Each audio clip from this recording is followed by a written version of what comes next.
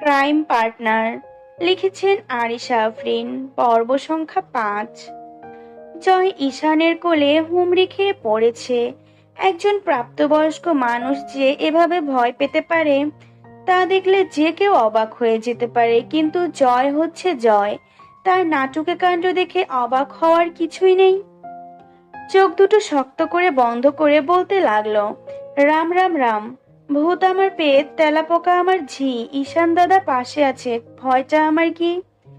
জয়ের আচরণ দেখে সবাই মুচকি মুচকি হাসছে।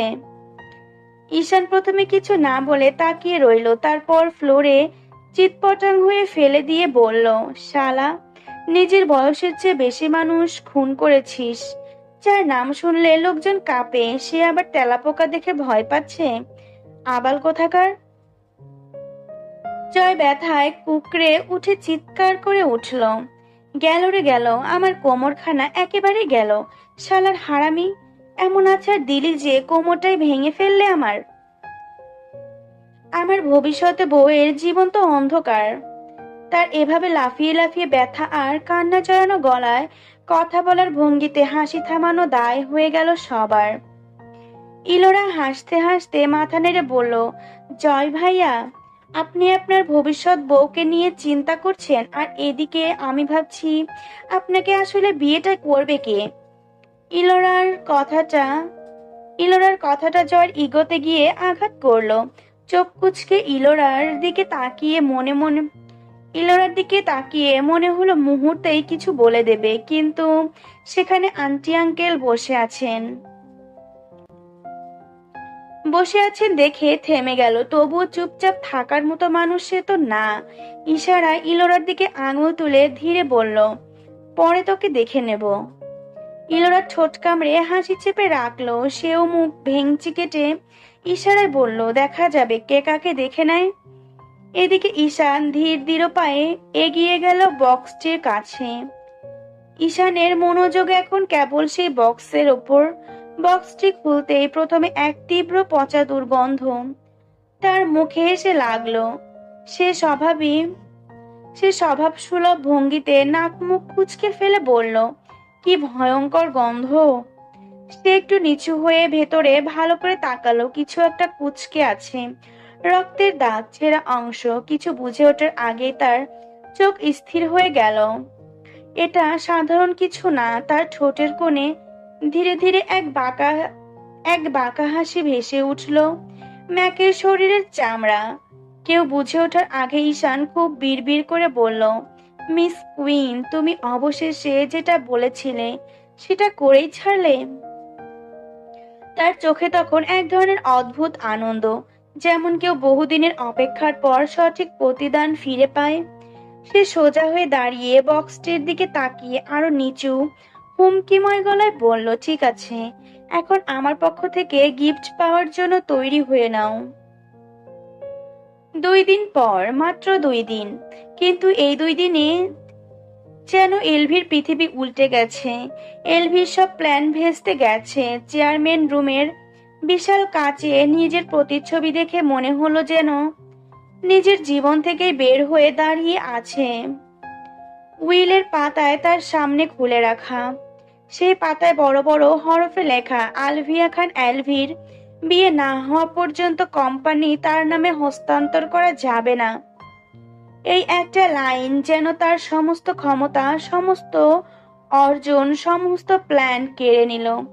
লিলি খান এখন কোম্পানির কেন্দ্রীয় চেয়ার দখল করেছেন, আর এলভি আজ নিজের কোম্পানিতেই একজন সাধারণ কর্মচারী। কোম্পানির দিকে নজর রাখতে হলে এলভিকে এটা করতেই হবে। সকালে ব্রিফিং এ ঢুকতেই কয়েকজন স্টাফ চুপ করে তাকিয়ে থাকে। কেউ ফিসফিস করে, ম্যাডাম, আজ থেকে আমাদের ডিপার্টমেন্টে কাজ করবেন। বিশ্বাস হয় নিজের কোম্পানিতে কর্মচারী হয়ে। এলভি কিছুই বলে না। চেয়ার টেনে শান্তভাবে বসে শুধু এটুকুই বলল, কাজটা দাও আর কথা কম বলে কাজ করো। তার কণ্ঠে অবজ্ঞা নেই, আত্মসমর্পণ নেই, শুধু দৃঢ়তা। যে মেয়ের চোখে আগুন থাকে সেই আগুন আজও আছে, শুধু দিশা বদলেছে। অন্যদিকে ঈশানের জীবন অবহেলায় ছুরিতে কাটা মানুষও বদলে যেতে পারে, ঈশান তার প্রমাণ। আগের দিন পরদিন রক্তে ভেজা পথ পেরিয়ে বাসায় ফিরতো সে। এখন 10টার মধ্যে বাসায় ফেরে 4জন মিলে খোশ গল্পে মেতে ওঠে রাতে। তাদের 3জনের মাঝে যত বছরে জমে থাকা অভিমান ছিল, সব যেন 2 দিনের মধ্যেই ধুয়ে গেছে। বাড়িটা এখন শান্তির ঘর, আর ঈশান এক অন্য মানুষ। ইলোরা পড়াশোনার পাশাপাশি কোম্পানির কাজেও ঈশানকে সাহায্য করে। যে ঈশানকে দেখে সবাই ভয় পেত, আজ তাকে দেখে মনে হয় অবহেলা মানুষকে ভেঙে দিতে পারে, আবার ভালোবাসা তাকে নতুন করে গড়ে তুলতে পারে।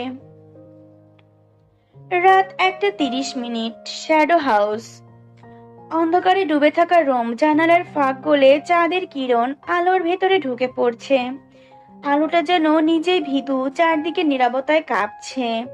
রুমের মাঝখানে শুয়ে আছে গুলিবিদ্ধ লোকটি, এক হাতে স্যালাইনের সুই গাঁথা, অন্য হাত শক্ত করে বেঁধে রাখা, পাটি ও দড়ি দিয়ে আটকানো। চারপাশে টান টান সতর্কতায় দাঁড়িয়ে কিছু গার্ড, শ্বাস নিলেও মনে হয় ভয় পেয়ে নেবে। হঠাৎ ঠক ঠক ঠক এলভির হিলের শব্দটা রুমের নীরবতা ছিন্ন করে এগিয়ে এলো। শব্দটা শোনা মাত্রই গার্ডদের আত্মা যেন বুকের ভেতর ঢুকে গুটিয়ে গেল। মায়ার সামনে ভুল করার মানে একটাই, মৃত্যু, আর সেটা সবাই জানে। তোমাদের আমি আবারও বলছি, ওইখানে যে এলভির কথা বলছে না, এই এলভির আরেক নাম হয়তো মায়া, সেজন্য এই দিকটায় তাকে মায়া বলছে। রুমের দরজা খুলে গেল, এলভির সাথে ঢুকলো তার ছায়ার মতো লেগে থাকা অ্যাসিস্ট্যান্ট তিয়াস। এলভি ধীরে ধীরে হাঁটতে হাঁটতে গুলিবিদ্ধ লোকটির সামনে থামলো। লোকটা তার দিকে তাকিয়ে ঠোঁট বাঁকিয়ে হালকা হাসলো। তারপর, শোভা মামুনিও আমার প্রয়োজন হলো? তাহলে শোভা মামুনিরও আমার প্রয়োজন হলো, আর তার জন্যই আমাকে বাঁচিয়ে ছাড়লো? আসলে বুঝলাম না এই উপন্যাসে এই নায়িকার কয়টা নাম। ওইদিকে এলভি, তারপরে আবার শোভা, আবার মায়া। যাই হোক, পরে সবকিছু জানতে পারবো। লোকটির কথায় এলভি মুখে কোনো ভাবের রেখা পর্যন্ত দেখা পড়লো না। সে পায়ের ওপর পা তুলে আরামে চেয়ারে বসে পড়লো, যেন লোকটা তার সামনে শত্রু নয়, বরং একটি সমাধানযোগ্য ফাইল। তারপর এলভি কড়া গলায় বলল, আমার কাউকে প্রয়োজন পড়ে না আঙ্কেল। এলভি ধীর স্বরে বলল, কণ্ঠে হিমশীতল দৃঢ়তা। কিন্তু কারে যদি আমাকে প্রয়োজন পড়ে, তাহলে তার মৃত্যু আমার কাছে ফরজ হয়ে যায়। কিন্তু কারো যদি আমাকে প্রয়োজন পড়ে, তাহলে তার মৃত্যু আমার কাছে ফরজ হয়ে যায়। আঙ্কেল ডাক্তার শুনে লোকটির চোখের ভাষা বদলে গেল। বুঝে নিতে কোনো বাকি রইল না এলভি তাকে কতটা চেনে। এলভি সামনে ঝুঁকে তাকালো, তার চোখে চোখ রেখে বলল, তো মিস্টার রমজান হাওলাদার, একসময় আপনি ছিলেন আমার মায়ের সবচেয়ে বিশ্বস্ত সহকারী, আর পাশাপাশি ছিলেন এক কুখ্যাত শয়তান। এখন বলো, আমার মায়ের সঙ্গে বেইমানি করলে কেন? কারণটা কি?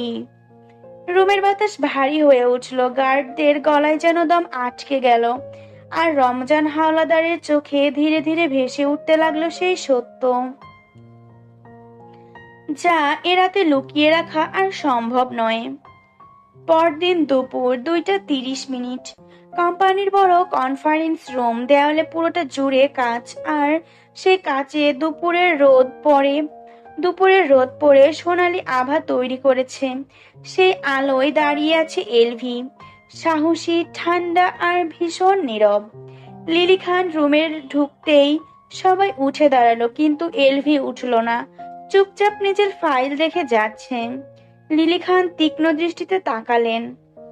এলভির কাছে গিয়ে ফিসফিস করে বললেন, তোর এই দেমাক আর কতদিন? আমাকে শুধু শুধু ভয় দেখিয়ে কি লাভ হলো? আর আমিও বোকার মতো ভয় পেলাম। এলভি মাথা তোলে, চোখে বিষাক্ত শান্তি। ভয় তো শুধু অপরাধীর থাকে, আপনি তো নির্দোষ, তাই না ফুপ্পি?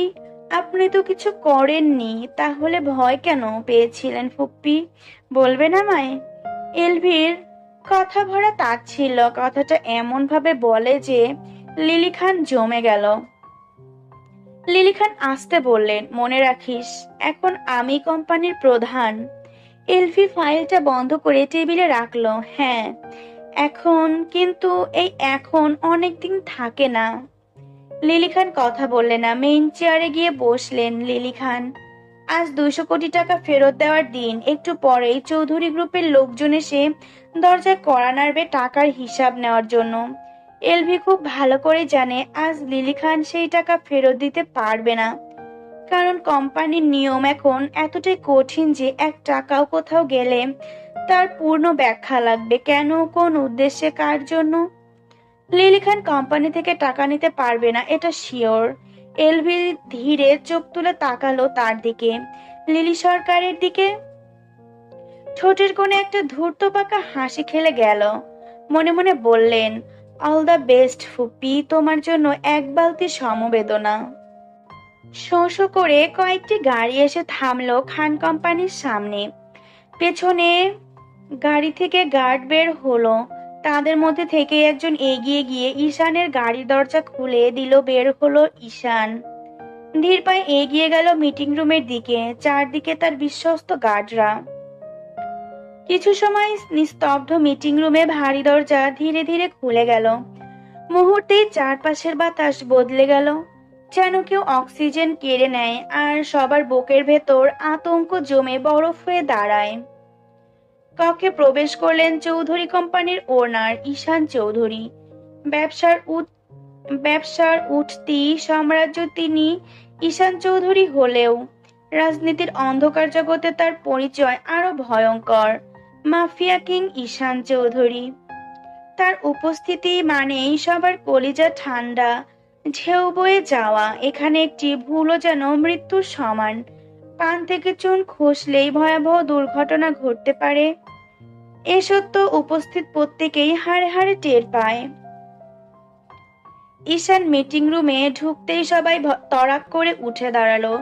সম্মান, ভক্তি আর তার চেয়েও বেশি ভয়, শুধু একজন ছাড়া, এলভি।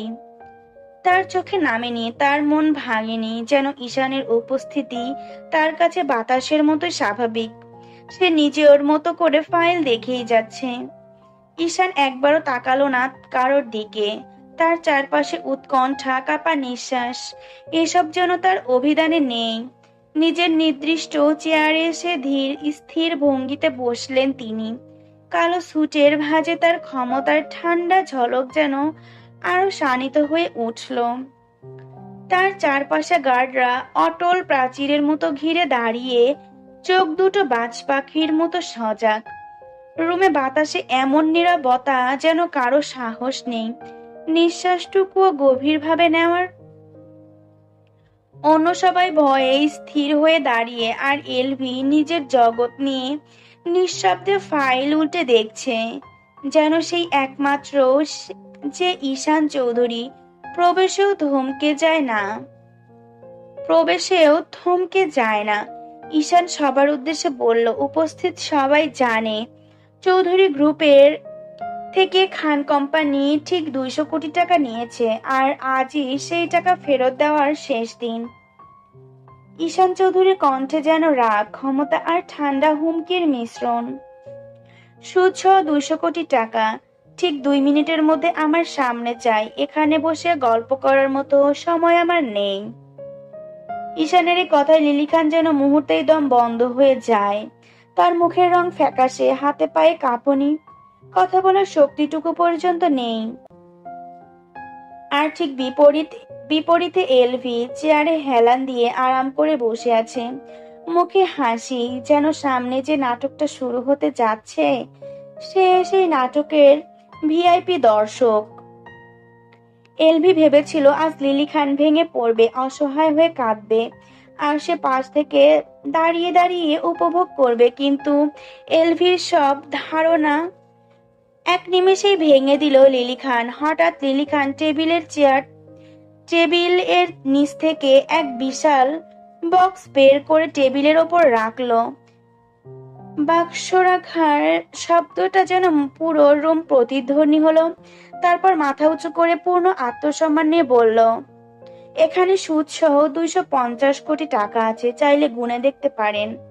এ কথাটা শোনার সাথে সাথে পুরো রুম থমকে গেল। আর এলভি, তার মনে হলো ঠিক মাথার ওপর দিয়ে যেন আকাশ ভেঙে পড়লো। 250 কোটি? কিভাবে? কোথা থেকে পেল সে এত টাকা?